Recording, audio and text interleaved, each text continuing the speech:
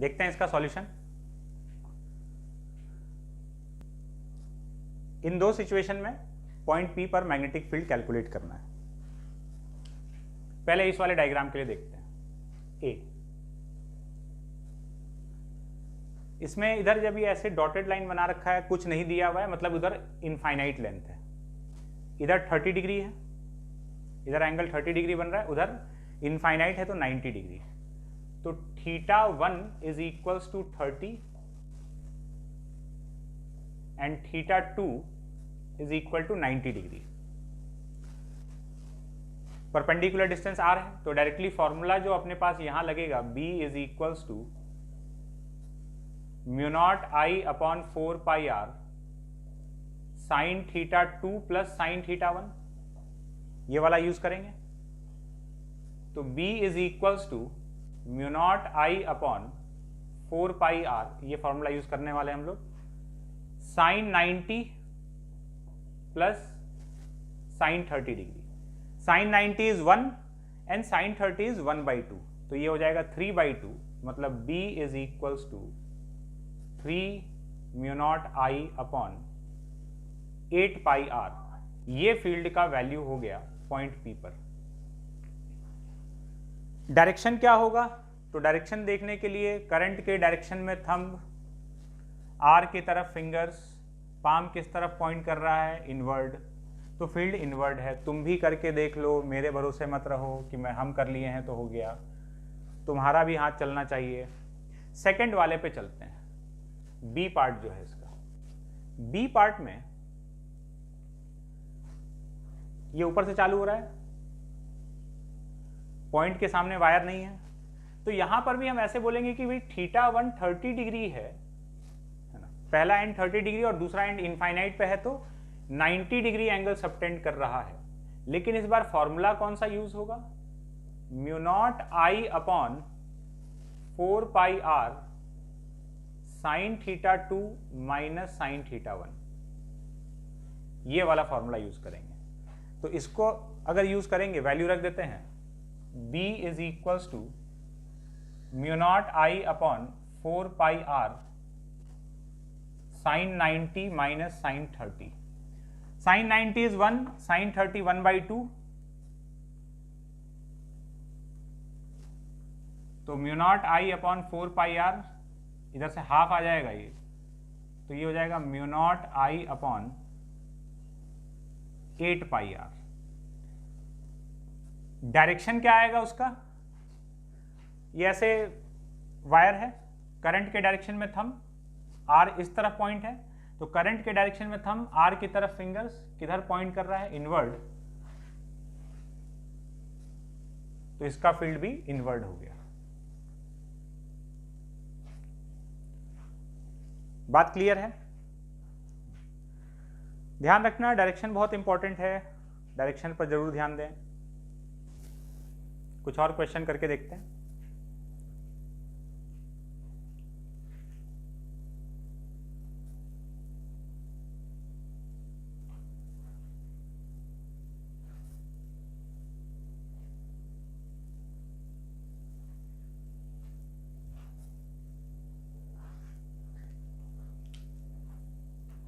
थोड़ा डायरेक्शन वाला बात को समझने के लिए एक क्वेश्चन करते हैं।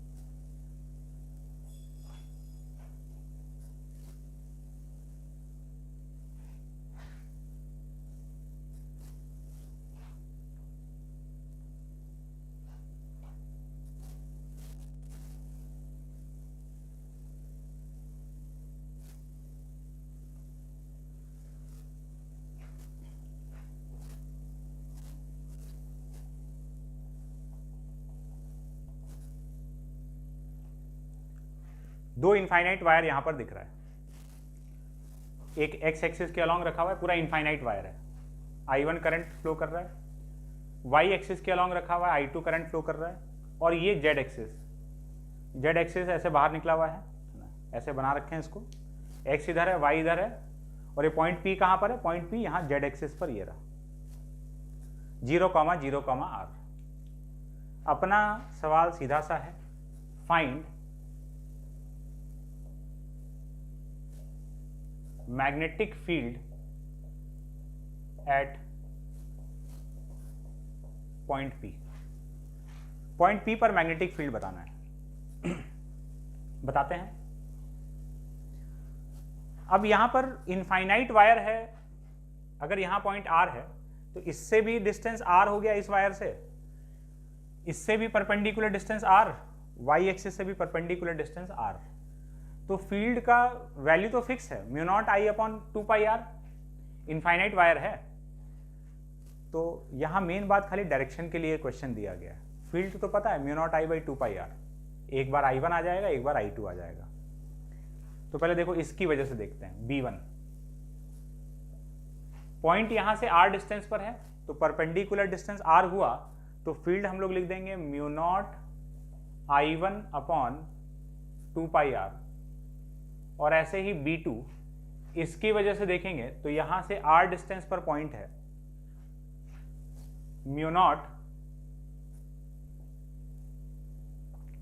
I2 upon 2πr। डायरेक्शन देखते हैं क्या है। पहले ये x की वजह से ध्यान रखना, पॉइंट यहां पर है, ये रहा पॉइंट। करंट के डायरेक्शन में थंब, इसकी वजह से देख रहे हैं, करके देखो, पॉज करके डायरेक्शन सोचो क्या होना चाहिए, है ना। और अब देखो करंट के डायरेक्शन में थंब, ये करंट के डायरेक्शन में थंब रख लिए, आर की तरफ फिंगर्स, आर किधर है? यहां पर है। करंट के डायरेक्शन में थंब, आर की तरफ फिंगर्स, थोड़ा सा हाथ टेढ़ा मेढ़ा होगा चलेगा। करंट के डायरेक्शन में थंब, आर की तरफ फिंगर्स, पाम किस तरफ पॉइंट कर रहा है? डाउनवर्ड्स। डाउनवर्ड मतलब यहां पर ऊपर प्लस y है तो नीचे माइनस y, मतलब माइनस जे कैप। तो इसका जो डायरेक्शन है ये है माइनस जे कैप। फिर से देखना, करंट के डायरेक्शन में थंब, आर यहां पर है, आर की तरफ पॉइंट यहां पर है तो आर की तरफ फिंगर्स, करंट के डायरेक्शन में थंब, आर की तरफ फिंगर्स, डाउनवर्ड माइनस जे कैप। इसका देखना, करंट के डायरेक्शन में थंब, पॉइंट यहां आर की तरफ है तो आर की तरफ फिंगर्स, करंट के डायरेक्शन में थंब, आर की तरफ फिंगर्स, किधर पॉइंट कर रहा है? इस तरफ। ये कौन सा हो गया? X axis. करंट के डायरेक्शन में थंब, आर की तरफ फिंगर्स, पॉजिटिव एक्स की तरफ पॉइंट कर रहा है, मतलब आई कैप। तो B2 का डायरेक्शन आई कैप। तो ये अपना B1 B2 आ गया। तो net magnetic field point P पर जो रहेगा वो हम लोग लिख देंगे B1 vector plus B2 vector. आ जाएगा मैग्नेटिक फील्ड।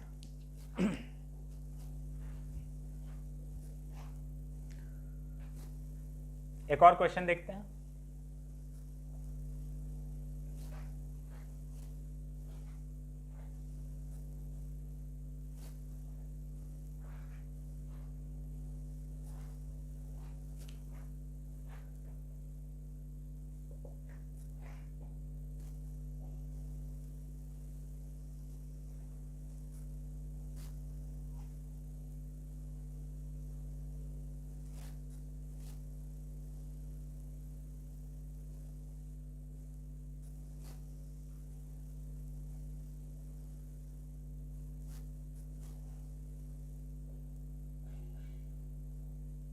एक स्क्वायर लूप है, side length L, current flow कर रहा है I, साइड लेंथ L है। फाइंड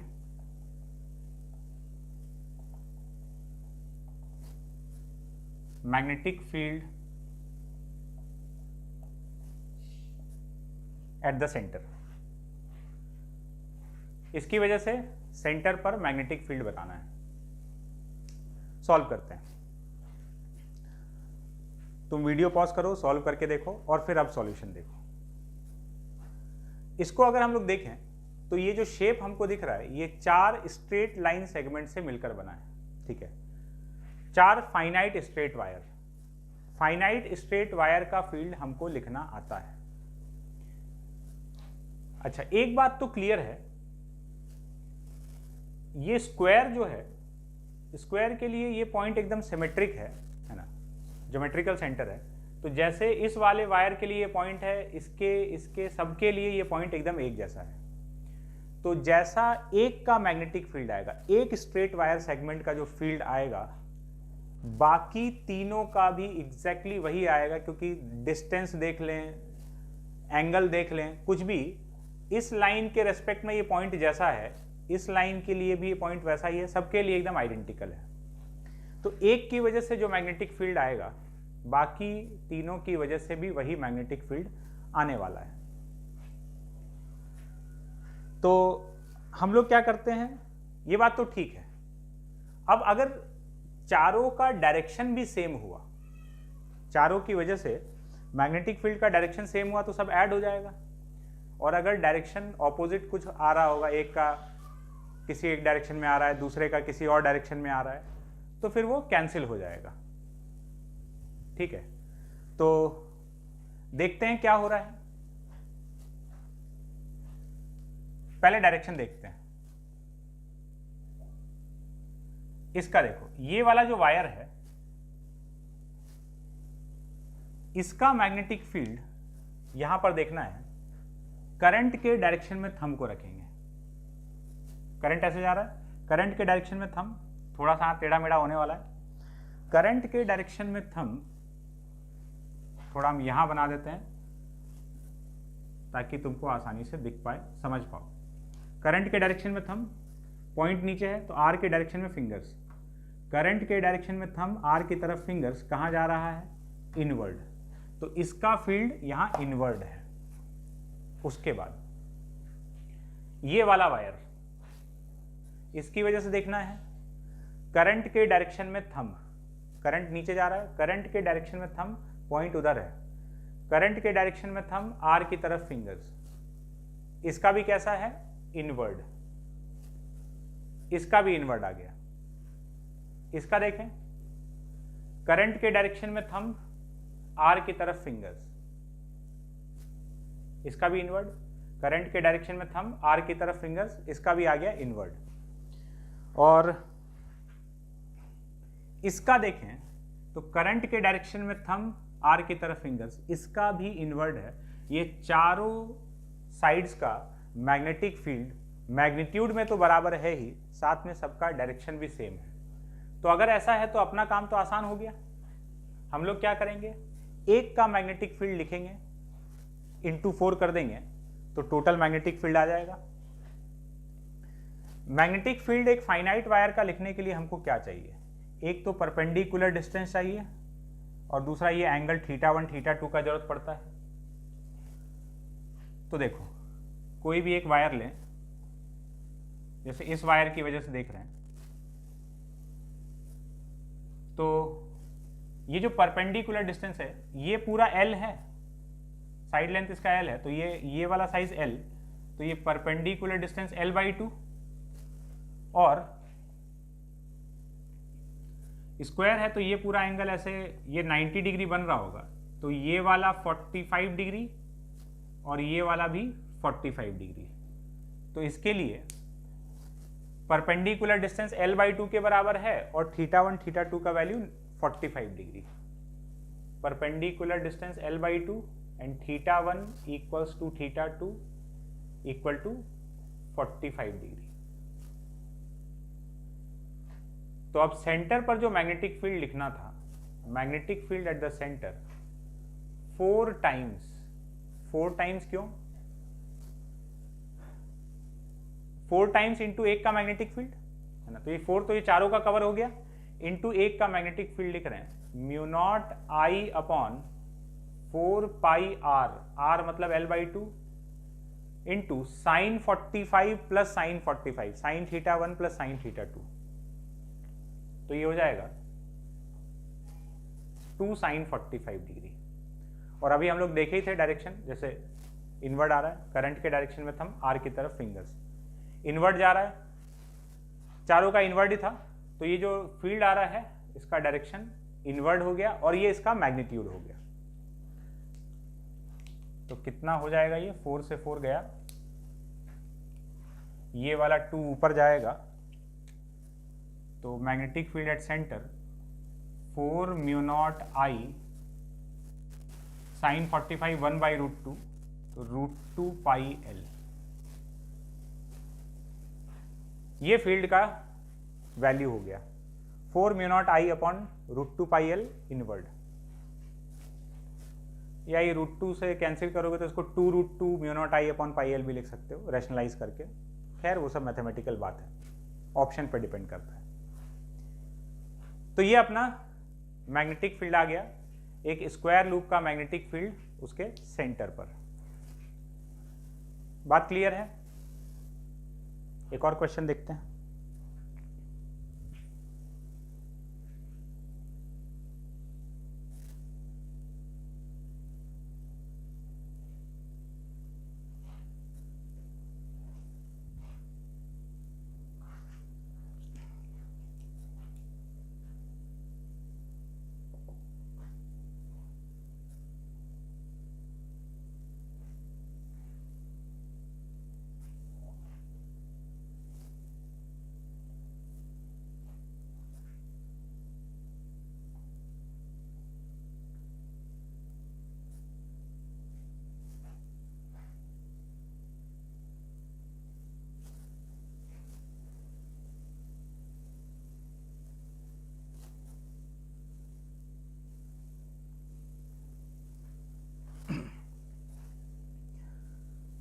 देखो ये एक वी शेप में वायर है, बेसिकली एक इनफाइनाइट वायर था जिसमें करंट फ्लो कर रहा था आई। इस इनफाइनाइट वायर को फोल्ड कर दिया गया, ऐसे वी शेप में दे दिया गया। This angle is alpha. यहां से आर डिस्टेंस पर ये पॉइंट पी है। फाइंड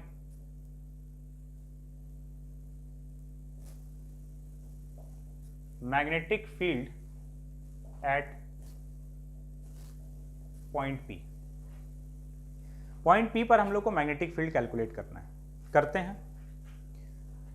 इस शेप को हम ऐसा समझ सकते हैं कि मेरे पास दो स्ट्रेट वायर सेगमेंट है, एक ये वाला और एक ये वाला, 1 and 2। पॉइंट पी जो है वो तो वायर 1 के लाइन में आ गया, और जब भी पॉइंट वायर के लाइन में आ रहा है उसकी वजह से मैग्नेटिक फील्ड हो जाएगा 0। तो पॉइंट पी पर ये 1 का कंट्रीब्यूशन क्या है, 0। तो B1 तो हो गया 0, खाली ये सेगमेंट 2 का जो मैग्नेटिक फील्ड आएगा वही वहां का नेट फील्ड हो जाएगा। देखते हैं अब अगर 2 का हमको मैग्नेटिक फील्ड निकालना है, 2 तो एक स्ट्रेट वायर है, तो हमको दो चीज चाहिए। क्या? एक तो परपेंडिकुलर डिस्टेंस r चाहिए, है ना, जिसको हम लोग r बोलते हैं, परपेंडिकुलर डिस्टेंस चाहिए, और दूसरा वो दोनों एंगल θ1 θ2 जो दोनों एंड सबटेंड करता है। ठीक है, हमको रिक्वायरमेंट पता है कि हमको क्या चाहिए। अब हम लोग काम करते हैं इस पर। ये वायर को हम थोड़ा एक्सटेंड कर देते हैं,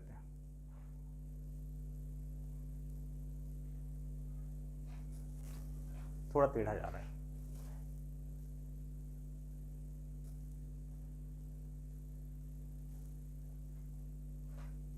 वायर को हम कर दिए एक्सटेंड।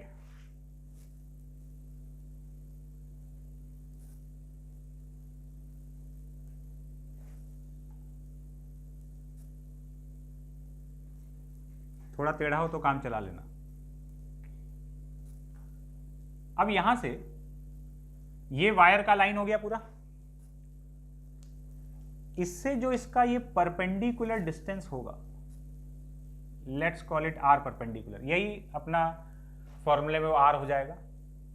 ये एंगल अल्फा है तो ये भी अल्फा, तो ये जो परपेंडिकुलर डिस्टेंस है वायर वाले लाइन से इस पॉइंट का डिस्टेंस, ये अगर आर है तो ये आर कॉस अल्फा और ये वाला R sine alpha. Perpendicular distance तो आ गया।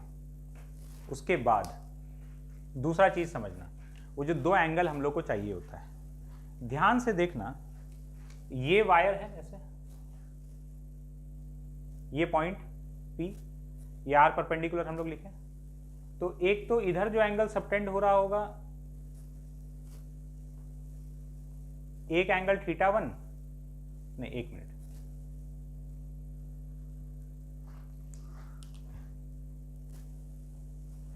फिर से देखना, ये वायर है, वायर एक रफ डायग्राम बना के दिखा रहे हैं। वायर यहां तक है, उसके बाद तो खाली एक्सटेंडेड है। पॉइंट ये रहा, ठीक है, ये रहा पॉइंट। यहां से परपेंडिकुलर डाले तो ये तो आर परपेंडिकुलर हो गया। अब वायर तुम्हारा यहां से स्टार्ट हो रहा है और आगे जा रहा है, तो ये वाले लाइन से, ये रेफरेंस लाइन हो गया, यहां से ये पहला एंड ये एंगल सबटेंड कर रहा है, ये θ1 होगा। यहां से ये पहला एंड और आखिरी एंड कहां तक है, इन्फिनिटी। तो ये वाला हो जाएगा θ1 और जो दूसरा वाला एंगल है वो तो 90 दिख रहा है। समझे? हम लोग को जो डायग्राम ऐसे दिखा करता था उसको थोड़ा सा घुमा दिया गया। तो ये स्ट्रेट लाइन हो गया, यहां से वायर चालू हो रहा है, समझना, वायर यहां है और पॉइंट यहां पर है। तो ये वायर वाले लाइन से ये परपेंडिकुलर डिस्टेंस हो गया आर परपेंडिकुलर। यहां से ये रेफरेंस होता है, इससे ये पहला एंड ये एंगल बना रहा है, ये θ1, और दूसरा एंड इनफाइनाइट है तो 90 डिग्री बना रहा होगा। मतलब इस डायग्राम में देखो, ये θ1 है, मतलब ये अपना θ1 हो गया, ये 90 है, ये अल्फा है, तो ये कितना हो जाएगा, 90 माइनस अल्फा, और दूसरा वाला एंगल 90 डिग्री। बस इसमें यही एक ध्यान देने वाला पॉइंट है।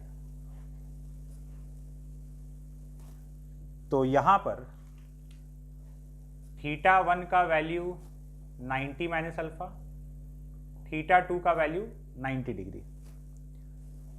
तो मैग्नेटिक फील्ड B2, B1 तो 0 था, इसकी वजह से जो आएगा फॉर्मूला हम लोग लिखेंगे μ0 I अपॉन 4 पाई R। तो R की जगह आ जाएगा R sine alpha, sine θ2 minus sine θ1, तो sine 90 minus sine 90 minus alpha. तो B2 हो गया μ0 I upon 4 pi R sine alpha, sine 90 का value 1, sine 90 minus alpha is cos alpha. ये आ गया magnetic field μ0 I by 4 pi R 1 minus cos alpha upon sine alpha. Direction अगर देखें क्या है, करंट के डायरेक्शन में थंब, करंट ऐसे जा रहा है, करंट के डायरेक्शन में थंब, आर की तरफ फिंगर्स, आर इस तरफ है, करंट के डायरेक्शन में थंब, पॉइंट इधर है, तो करंट के डायरेक्शन में थंब, आर की तरफ फिंगर्स, कहां जा रहा है, पाम किस तरफ पॉइंट कर रहा है, आउटवर्ड्स। करंट के डायरेक्शन में थंब, आर की तरफ फिंगर्स, पाम किस तरफ पॉइंट कर रहा है, आउटवर्ड। तो मैग्नेटिक फील्ड बाहर की तरफ होगा। तो B1 0 है, B2 इतना है, तो नेट मैग्नेटिक फील्ड भी उस पॉइंट पर जो B2 है उसी के बराबर हो जाएगा। इसको थोड़ा सा सिंप्लीफाई करके कई बार लिखा हो सकता है। देखो, पता चले तुम ये आंसर लाए हो और ऑप्शन में कुछ और दिख रहा है। कैसे? देखो, B2 is equals to μ0 I 1 minus cos alpha को हम 1 minus 2 sine square alpha by 2 लिख सकते हैं, upon 4 pi R sine alpha को लिख सकते हैं 2 sine alpha by 2 cos alpha by 2। तो यहां से B2 का वैल्यू आ जाएगा μ0 I 1 minus 1 plus 2 sine square alpha by 2 upon 4 pi R 2 sine alpha by 2 cos alpha by 2। तो ये 1, ये तो निपट गया। यहां पर ये 2 कैंसिल, एक साइन अल्फा बाई 2 कैंसिल, तो sine alpha by 2 upon cos alpha by 2 tan alpha by 2। तो B2 का जो एक्सप्रेशन है mu naught I by 4 pi R into tan alpha by 2 और फील्ड का डायरेक्शन आउटवर्ड। तो ये B2 का वैल्यू हो गया, और जो B2 है वही पॉइंट P का नेट मैग्नेटिक फील्ड है, क्योंकि B1 का वैल्यू किसके बराबर है, 0। बात क्लियर है? एक एग्जांपल और देखते हैं।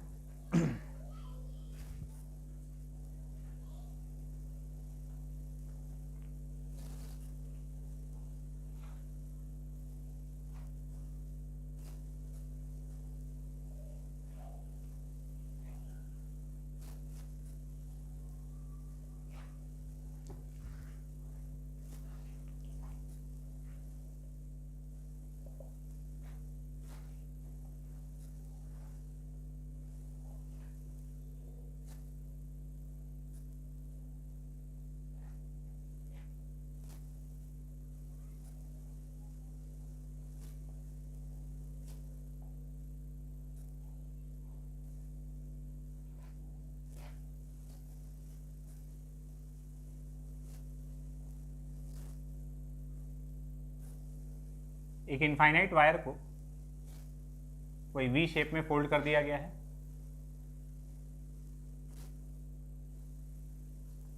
और ये एंगल बाइसेक्टर पर एक पॉइंट है, ये दोनों एंगल अल्फा, ये पूरा 2 अल्फा एंगल बना रहा है। एंगल बाइसेक्टर पर ये पॉइंट P है, यहां पर हमको मैग्नेटिक फील्ड कैलकुलेट करना है।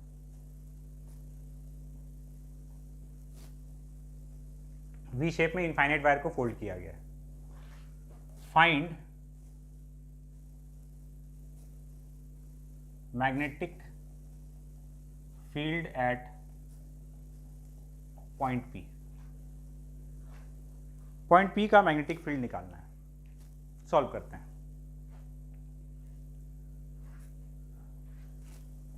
देखोगे तो ये दोनों वायर के रेस्पेक्ट में ये पॉइंट एकदम सिमेट्रिकल है। जिस सिचुएशन में इस वायर के हिसाब से है, इसके लिए भी ये पॉइंट वैसा ही है। तो दोनों की वजह से मैग्नेटिक फील्ड का वैल्यू सेम आने वाला है। हालांकि अभी हम लोग देख लेते हैं, बात समझ में आ जाएगा। इसको हम दो पार्ट में बांट रहे हैं। एक तो ये वाला wire segment, this is 1 and this wire segment is 2।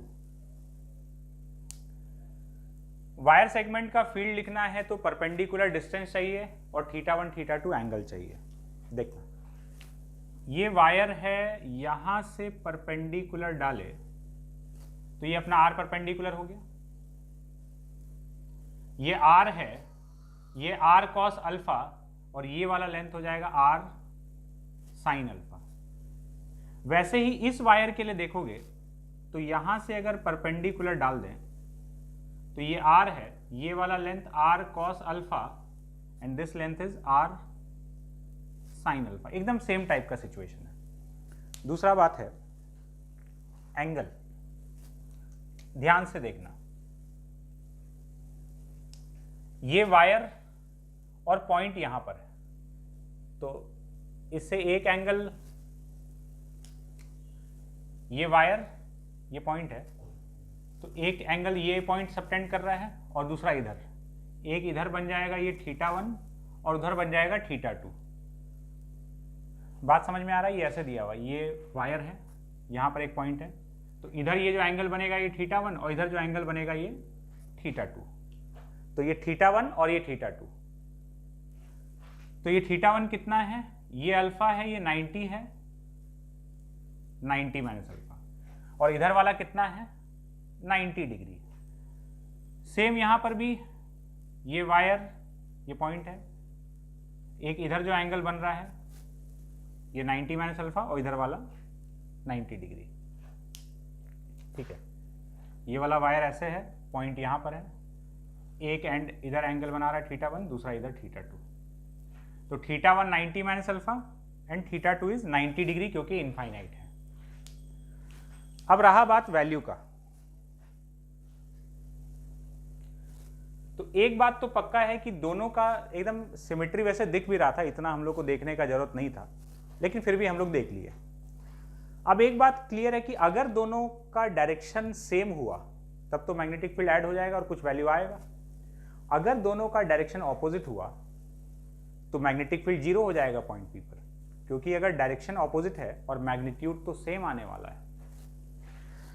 देखते हैं, करंट के डायरेक्शन में थंब, 1 की वजह से देखना, करंट के डायरेक्शन में थंब, ठीक है, इधर जा रहा है, ऐसे देख लेते हैं, ये करंट के डायरेक्शन में थंब, आर इस तरफ है, थोड़ा सा टेढ़ा मेढ़ा होगा, करंट के डायरेक्शन में थंब, आर की तरफ फिंगर्स, अरे बुझा रहा है, इधर गया, करंट के डायरेक्शन में थंब, आर की तरफ फिंगर्स,